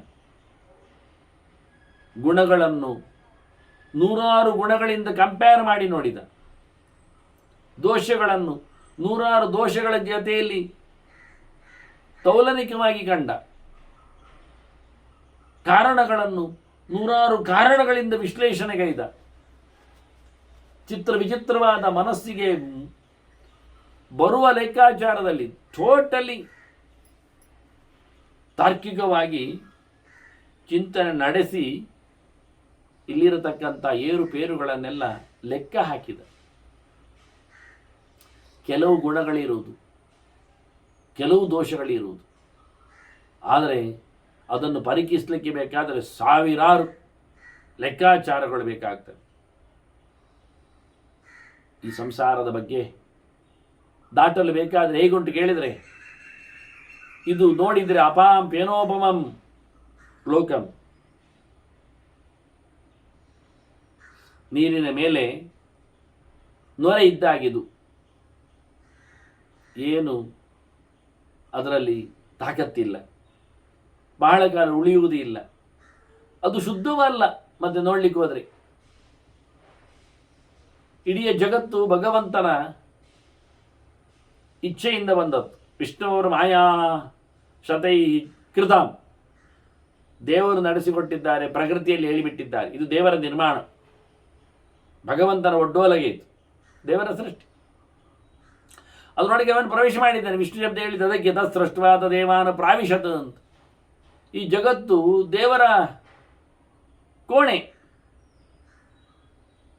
ಸೃಷ್ಟಿ ಮಾಡಿದ್ರೊಳಗೆ ಭಗವಂತ ಇದ್ದಾನೆ, ಸುಳ್ಳಲ್ಲ. ದೇವರು ಇದ್ದಾನೆ, ಸೊತ್ತು ಇದೆ. ಸೊತ್ತು ಇಲ್ಲದೆ ದೇವರಿರ್ಲಿಕ್ಕೆ ಆಗುವುದಿಲ್ಲ, ದೇವರಿಲ್ಲದೆ ಸೊತ್ತು ಇರಲಿಕ್ಕೆ ಬರುವುದಿಲ್ಲ. ಅದನ್ನು ಹೊತ್ತುಕೊಂಡು ಒಳಗಿದ್ದುಕೊಂಡು ಭಗವಂತ ಅಂತರ್ಬಹಿಷ್ಠದ ಸರ್ವಂ ವ್ಯಾಪ್ಯ ನಾರಾಯಣ ಸ್ಥಿತ. ಹೇಗೆ ಉಂಟು ಕೇಳಿದರೆ ಇದು ಪ್ರಪಂಚ ಚಿತ್ರ ಭಿತ್ತಿ ಪ್ರತೀಕಾಶಂ, ಪೈಂಟಿಂಗ್ ಇದ್ದಾಗೆ. ಪೈಂಟಿಂಗ್ ಸುಳ್ಳ ಅಲ್ಲ, ಆದರೆ ಪ್ರಯೋಜನ ಇಲ್ಲ. ಚಿತ್ರದಲ್ಲಿ ಒಂದಿಷ್ಟು ಹಣ್ಣುಗಳನ್ನು ಹಾಕಿದರೆ ಎಲ್ಲೋ ಹಣ್ಣುಗಳು ಹೇಳಿಕೊಂಡು ಬಾಯಲ್ಲಿ ನೀರು ಬರ್ತದೆ, ಆದರೆ ಹೊಟ್ಟೆಯಲ್ಲಿ ತಿನ್ನಲಿಕ್ಕೆ, ಹಲ್ಲಿನಲ್ಲಿ ಕಚ್ಚಲಿಕ್ಕೆ, ಕೈಯಲ್ಲಿ ತೆಗೆದಾಗಲಿಕ್ಕೆ ಬರುವುದಿಲ್ಲ. ಹಾಗಂತೇಳಿ ಪ್ರಪಂಚದಲ್ಲಿ ಇಲ್ಲ ಅಂತ ಹೇಳಿದ್ದಲ್ಲ. ಚಿತ್ರದಲ್ಲಿ ಸತ್ಯ ಯಾವುದಲ್ಲ ಅದಿರುವುದು, ಅದರ ಗಮನಿಕೆ ಯಾವುದಲ್ಲ. ಹಾಗೆ ಪ್ರಪಂಚದಲ್ಲಿ ಉಂಟು, ಬೇಕಾದಷ್ಟು ಅರ್ಥಕಾರಿ ಅಲ್ಲ ಅಷ್ಟೇ, ಬಹಳಷ್ಟು ದೊಡ್ಡ ಮಟ್ಟಿನ ಸಂಗತಿ ಅಲ್ಲ. ಕೂಡಲೇ ಖಾಲಿ ಆಗ್ತದೆ, ಉಪಯೋಗ ಬರುವುದಿಲ್ಲ, ಶಾಶ್ವತ ಮೌಲ್ಯದ್ದಲ್ಲ. ನಲಸಾರ ಅನರ್ಥಕ. ನಲಸಾರಂ ಅಂದರೆ, ನಲ ಅಂದರೆ ಇದು ಅಂತ ಬೀದಿರು ಅಂತ ಇಟ್ಕೊಳ್ಳಿ, ಒಳಗೆ ಗಟ್ಟಿ ಇಲ್ಲ, ಟೊಳ್. ಪ್ರಪಂಚ ಹಾಗೆ ತಟ್ಟಿರಾಯನಾಗಿ ನೋಡಲಿಕ್ಕೆ ಗಮ್ಮತ್ತು, ಒಳಗೋದ್ರೆ ಎಂಥದ್ದು ಇಲ್ಲ, ಪ್ರಯೋಜನ ಇಲ್ಲ ಅಂತ ಅರ್ಥ. ಸಾರವತ್ತಾದ್ದಲ್ಲ ಇದು, ಅಸಾರವಾದದ್ದು, ಅಲ್ಪಸಾರವಾದದ್ದು, ಹೆಚ್ಚು ಅರ್ಥಕಾರಿ ಅಲ್ಲ, ಬಹಳ ಅನರ್ಥಕಾರಿ. ಬಗೆ ಬಗೆಯ ತಿನಿಸುಗಳು ಆಗ್ತದೆ ಹೇಳಿಕೊಂಡು ತಿಂದರೆ ಅದರಲ್ಲಿ ಕೆಲವು ವರ್ಣದುಷ್ಟ, ಕೆಲವು ಆಕಾರ ದುಷ್ಟ, ಕೆಲವು ದೇಹಕ್ಕೆ ಬಾಧೆಯನ್ನು ಕೊಡ್ತವೆ. ಇನ್ನು ಕೆಲವರಿಗೆ ಮಾತ್ರ ಅದು ತಿನ್ನಲಿಕ್ಕೆ. ಈಗ ಎಲ್ಲ ಗಿಡಮೂಲಿಕೆಗಳು ಔಷಧ ಪ್ರಾಯಗಳಲ್ವ, ನಾವೆಲ್ಲ ತಿಂತ ಕೂತ್ಕೊಳ್ಳುದ? ಅದು ರೋಗ ಬಂದಾಗ ಮಾತ್ರ ತಿನ್ನಲಿಕ್ಕೆ ಇರುವಂಥ, ಯಾವಾಗಲೂ ಅಲ್ಲ. ಅದು ರೋಗಿಗಳಿಗಾಗಿ ನಿರ್ಮಾಣಗೊಂಡದ್ದು. ಮತ್ತೆ ನೋಡಲಿಕ್ಕೆ ಹೋದರೆ ಶುದ್ಧ ಸ್ವಸ್ಥದವರಿಗಲ್ಲ, ಸ್ವಸ್ಥದವರಿಗೆ ಬೇಕಾಗಿಲ್ಲ. ಗಂಜಿ ಕೊಡಿಬೇಕು ಹೇಳ್ತಾರೆ ಯಾರಿಗೆ? ಜೀರ್ಣ ಪ್ರಕ್ರಿಯೆ ಸರಿಯಾಗಿಲ್ಲದವರಿಗೆ. ಗಟ್ಟಿಮುಟ್ಟ ಆಳಿಗೆ ಗಂಜಿ ಕೊಟ್ಟು ಕಳಿಸಿದ್ರೆ, ಕೆಲಸ ಮಾಡಿಸಿದ್ರೆ ಅವನಿಗೆ ಸಾಕಾಗದದ್ದು, ಅವನಿಗೆ ಹಾರ್ಡ್ ಫುಡ್ ಬೇಕು. ಹೀಗೆ ಕ್ರಮ. ಮಗುವಿಗೆ ಕೊಡುವುದನ್ನು ದೊಡ್ಡವರಿಗೆ ಕೊಡುವುದಲ್ಲ, ದೊಡ್ಡವರಿಗೆ ಕೊಡುವುದನ್ನು ಮಗುವಿಗೆ ತುರುಗಿಸುವುದು ಅಲ್ಲ, ಹೇಗೋ ಹಾಗೆ. ಇದು ನೋಡ್ಲಿಕ್ಕೆ ಹೋದರೆ ಒಂದು ಕತ್ತಲ ಕೊಂಪೆ, ತಮಶ್ವಭ್ರ ನಿಭಂ ದೃಷ್ಟ್ವಾ ವರ್ಷ ಬುದ್ಬುದ ಸನ್ನಿಭಂ. ಮಳೆ ಬಂದಾಗ ಗುಳ್ಳೆ ಬರ್ತದಲ್ಲ ನೀರಿನದ್ದು, ಹಾಗೆ. ಗುಳ್ಳೆ ಸುಳ್ಳಲ್ಲ, ಎಷ್ಟು ಸಮಯ ಇರ್ತದೆ? ದೊಡ್ಡ ಗುಳ್ಳೆ ಕೆಲವೊಮ್ಮೆ ಆಗ್ತದೆ, ಹರಿದುಕೊಂಡು ಹೋಗ್ತದೆ, ಮತ್ತು ಟಪ್ಪ ಹೊಡಿತದೆ. ಹಾಗೆ ಮತ್ತು ಉಡ್ತದೆ, ಮತ್ತು ಬೆಳೀತದೆ, ಮತ್ತು ಬೀಳ್ತದೆ. ಇದೇ ನಮ್ಮ ಜಗತ್ತು ಅಂದರೆ ಹೀಗೆ ಏಕಪ್ರಕಾರವಾಗಿ ಪ್ರವಾಹತಃ ಬರ್ತದೆ, ಹೋಗ್ತದೆ, ಆಗ್ತದೆ, ಮುಗಿತದೆ. ಕ್ಲೇಶಪ್ರಾಯಂ, ನೋವು, ಸಂಕಟ, ತೊಂದರೆ, ಗಲಾಟೆ ಇವುಗಳೇ ಹೆಚ್ಚು. ಮತ್ತೆ ಸುಖಾಧೀನಂ, ಗೌಜಿ ಇಲ್ಲ, ಗದ್ದರೆ ಇಲ್ಲ, ಕಡಿಮೆ ಮಾಡಿಕೊಂಡದ್ದಷ್ಟೇ, ನೋಡುವುದಷ್ಟೇ. ಎಲ್ಲೋ ಒಂದಿಷ್ಟು ಕಡೆಯಲ್ಲಿ ಗಮ್ಮತ್ತಾಗತ್ತೆ, ಎಷ್ಟೋ ಕಡೆಯಲ್ಲಿ ತೊಂದರೆ ಆಗ್ತದೆ. ನಾಶೋತ್ತರ ಇಹ ಅವಶ. ಒಂದು ಚೂರು ಯಾರ ಕೈಯಲ್ಲಿ ಯಾವುದೂ ಇಲ್ಲ. ಕಡೆಯನ್ನು ಕೇಳಿದರೆ ಕಡೆ ಹೋಯ್ತು ಅಂತಲೇ ಮತ್ತೆಂದು ನಾಶ. ಎಂಡ್ ಅಂತ ಕೇಳಿದರೆ ಇಲ್ಲ ಆಗುವುದೇ ಎಂಡ್, ಕೊನೆ ಆಗುವುದೇ ಎಂಡ್. ಯಾವುದೂ ಶಾಶ್ವತವಾಗಿ ಉಳಿಯುವುದೇ ಇಲ್ಲ, ಎಲ್ಲಿ ಇಲ್ಲ. ರಜಸ್ ತಮಸ್ಸಿ ಸಂಲಗ್ನಂ, ಎಲ್ಲವೂ ಸಹ ಕೆಂಪಲ್ಲಿ ಕಪ್ಪಲ್ಲಿ ಮುಳುಗಿದೆ. ಎಲ್ಲ ನೋಡಿದರಲ್ಲೆಲ್ಲ ತಾಮಸ ಲೇಬಲ್ಗಳು, ರಾಜಸ ಭಾವಗಳು, ಒಳಿತಿನೆಡೆಗೆ ಸಾಗತಕ್ಕಂಥ ಸಾತ್ವಿಕ ಮುಖಗಳೇ ಇಲ್ಲ ಯಾವುದರಲ್ಲಿ. ಹಾಲನ್ನು ತಯಾರು ಮಾಡ್ತಾರೆ, ಏನೆಲ್ಲ ಮಾಡ್ತಾರೆ ಹಾಲಿನಿಂದ, ಅಯ್ಯಬ್ಬೋ ಭಯಂಕರ. ಹಾಲು ಶುದ್ಧವಾದದ್ದಾದರೆ ಅದನ್ನು ಫ್ರಿಜ್ಜಿನಲ್ಲಿಟ್ಟು ಐಸ್ ಕ್ರೀಮ್ ಮಾಡಿ ಅದಕ್ಕೆ ಬಣ್ಣ ಹಾಕಿ ಯಾವುದಾದ್ರೂ ಪ್ಲೇಯರ್ ಎಲ್ಲ ಸಿಕ್ಕಿಸಿ ಮತ್ತೆ ಅದನ್ನು ಎಲ್ಲಿಯೋ ಮತ್ತೆ ಕಳುಹಿಸಿ, ಇವತ್ತು ಕರೆದ ಹಾಲು ತಿನ್ನುವಾಗ ಅವನು 3 ತಿಂಗಳು ಜಾಸ್ತಿ ಆಗ್ತದೆ ಕೆಲವೊಮ್ಮೆ. ಅದನ್ನು ಐಸ್ ಕ್ರೀಮ್ ಮಾಡಿಯೋ ಮತ್ತೊಂದು ಮಾಡಿಯೋ ಎಲ್ಲ ಎಲ್ಲೆಲ್ಲೋ ಕಳಿಸ್ಬೇಕು ಅವನು. ಇಲ್ಲಿನ ಹಾಲು ಸಾವಿರಾರು ಮೈಲು ದೂರದವರೆಗೆ ಹೋಗ್ತದೆ ಯಾವುದೋ ವಿಕಾರದಲ್ಲಿ. ಅದಕ್ಕೊಂದು ಡಬ್ಬಿ, ಅದಕ್ಕೊಂದು ಚಮಚ, ಅದಕ್ಕೊಂದು ತೊಟ್ಟೆ, ಅದನ್ನು ಅವರು ತಿನ್ನುವ ರೀತಿ, ಅಲ್ಲಿ ಬಿಸಾಡುವ ಬಗೆ, ಅದನ್ನು ಯಾರೋ ಮೆಟ್ಟಿಕೊಂಡು ಹೋಗುವ ರೀತಿ, ಅಯ್ಯವ ವಿಚಿತ್ರ ಅನಿಸ್ತದೆ. ಎಲ್ಲೆಂದರಲ್ಲಿ ನೋಡಿಕೊಂಡಾಗ ಇದರ ಸಂಕ್ರಮಣ, ಆಕ್ರಮಣ. ಅದನ್ನೇ ಹೇಳಿ, ಹೋರಾಟಗಳ ಸಾಹಸದ ಕಥೆಯಲ್ಲಿ ಹಾಳುವೆ ಕೊನೆಗೆ ಉತ್ತರ. ರಜಸ್ತಮಸಿ ಸಂಲಗ್ನಂ ನಡೆಸಿದ ಸಾಹಸದಿಂದ ಆದದ್ದು ಹಾನಿಯೇ ಹೊರತು ಒಳ್ಳೆಯದಲ್ಲ. ಇಲ್ಲಿಂದ ಅಲ್ಲಿಗೆ ಓಡಾಡಲಿಕ್ಕೆ ರೈಲು ತಂದರು. ರೈಲಿನಲ್ಲಿ ಸಮಯ ಸಾಯಲಿಕ್ಕೆ ಅಂತೇಳಿ ತಿಂಡಿ ತಂದರು. ಕೊನೆಗೆ ಅಲ್ಲಿಯೇ ತಯಾರಿಕೆ ಆಯಿತು. ತಿನ್ನುವುದು ಅಲ್ಲಿಯೇ, ಮಲಗುವುದು ಅಲ್ಲಿಯೇ, ಹೇಳುವುದು ಅಲ್ಲಿಯೇ, ಎಲ್ಲ ಒಂದೇ, ಎಲ್ಲ ಒಂದೇ, ಎಲ್ಲ ಒಂದೇ. ಇದೇ ಉತ್ತರ ಕೊನೆಗೆ. ಹಾಗೆ ಎಲ್ಲವನ್ನು ತಂದ, ಎಲ್ಲವನ್ನು ಹಾಳು ಮಾಡಿದ. ಬಸ್ಸಿನಲ್ಲಿ ಹೊರಟ, ಅಲ್ಲಿಯೂ ಮಲಗಿದ, ಅಲ್ಲಿಯೂ ಉಚ್ಚೈದ, ಅಲ್ಲಿಯೂ ವಾಂತಿ ಮಾಡಿದ, ಅದರಲ್ಲೇ ಹೋದ. ಇನ್ನೇನು ಒಂದು ಕೇಳುತ್ತ. ಹಾಗೆ ಯಾವುದು ಒಳ್ಳೆಯದಾಗಲಿಲ್ಲ. ಪಂಕೆ ದ್ವೀಪಮಿಮಾವಶಂ, ಕೆಸರಿನಲ್ಲಿ ಕಟ್ಟಿದ ಮನೆ. ಆ ಮನೆಯೊಳಗೆ ಕಾಲಿಟ್ರೆ ಕೂತು ಹೋಗ್ತಾನೆ, ಮೇಲೆ ಬರುವುದಿಲ್ಲ. ಯಾರನ್ನು ಉದ್ಧಾರ ಮಾಡುವುದಿಲ್ಲ. ಅವನಿಗೆ ಅವನನ್ನೇ ಮೇಲಕ್ಕೆ ತರತಕ್ಕಂಥ ಸಾಮರ್ಥ್ಯ ಇಲ್ಲದಿದ್ದಾಗ ಇನ್ಯಾರು ಬರ್ತಾರ್ರಿ? ಏನು? ಹೌದು, ಸ್ವಯಂ ಒಬ್ಬನಿಗೆ ತಾನು ಹೇಳಲಿಕ್ಕೆ ಆಗದವನಿಗೆ ಪ್ರತಿ ವ್ಯಕ್ತಿಶಃ ಒಂದು ಮನೆಗೆ ಬೆಂಕಿ ಬಿದ್ದಿದೆ ಅಂತ ಇಟ್ಕೊಳ್ಳಿ, ಪ್ರತಿಯೊಬ್ಬನಿಗೂ ಹರಡಿದೆ ಬೆಂಕಿ ಮೈಗೆ ಅಂದಾಗ ಯಾರನ್ನು ಉದ್ಧಾರ ಮಾಡಲಿಕ್ಕೆ ಬರ್ತಾರೆ ಹೇಳಿ? ಇಡೀ ಊರಿಗೆಲ್ಲ ರೋಗ ಅಂಟಿದೆ ಅಂದಾಗ ಯಾರು ಶುಶ್ರೂಷೆಗೆ ಬರ್ತಾರೆ? ಯೋಚನೆ ಮಾಡಿ. ಹಾಗೆ ಆಯ್ತಿತ್ತು. ಆಗಲಿಲ್ಲ. ಕೆಸರಲ್ಲಿ ಕಾಲ ಹಾಕಿದವನನ್ನು ಉದ್ಧಾರ ಮಾಡಲಿ ಯಾರು ಬರಲಿಕ್ಕೆ ಉಂಟು? ಸಾಂಖ್ಯಾರಾಜನ ಮಹಾಪ್ರಾಜ್ಞಾ ತ್ಯಕ್ವಾ ದೇಹಂ ಪ್ರಜಾಕೃತಂ. ಈ ಹುಟ್ಟಿನಲ್ಲಿ ಬಂದ ಈ ಮನೆಯನ್ನು ಕೆಡವಿ ಹೋಗ್ತಾರವರು. ಈ ದೇಹ ಅದು ಒಂದು ಆಟದಲ್ಲಿ ಹುಟ್ಟಿತ್ತು. ಹಾಗಾಗಿ ಇದು ಮಕ್ಕಳಾಟದಲ್ಲಿ ಬಂದ ಈ ದೇಹವನ್ನು ಅವರು ಕಳೆದುಕೊಳ್ಳುತ್ತಾರೆ. ಅವರಿಗೆ ಈ ದೇಹ ಬೇಡ. ಇದು ಉಪಚಯಗೊಳ್ಳುವಂಥದ್ದು, ನಾಶವನ್ನು ಪಡೆಯುವಂಥದ್ದು, ವಿಚಿತ್ರವಾದ ಪ್ರಕಾರಗಳೆಂದು ಹೇಸಿಗಳೆಂದು ಸೇರಿದ್ದು. ಹಾಗಾಗಿ ಎಚ್ಚರಾದವರು, ತಿಳಿದವರು ತಲೆ ಖರ್ಚು ಮಾಡಿಕೊಂಡು ಇದನ್ನು ಬಿಡಲಿಕ್ಕೆ ನೋಡ್ತಾರೆ. ಇಟ್ಟುಕೊಂಡಿರುವುದಿಲ್ಲ ಇದನ್ನು. ಇದರಲ್ಲಿ ಅವರಿಗೆ ಭಾವನೆಗಳು ಇರ್ತವೆ.